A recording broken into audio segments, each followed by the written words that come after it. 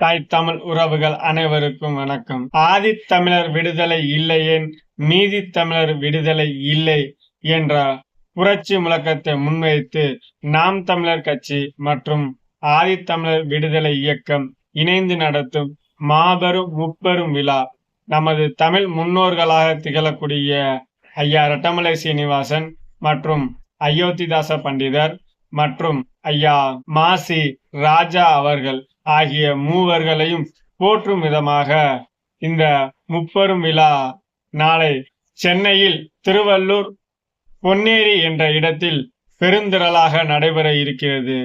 மானத்தமிழர்கள் அனைவரும் மறவாமல் ஒன்று கூடுவோம். இடம் பொன்னேரி, நாள் 18/7/2025 மாலை 5 மணி அளவில்.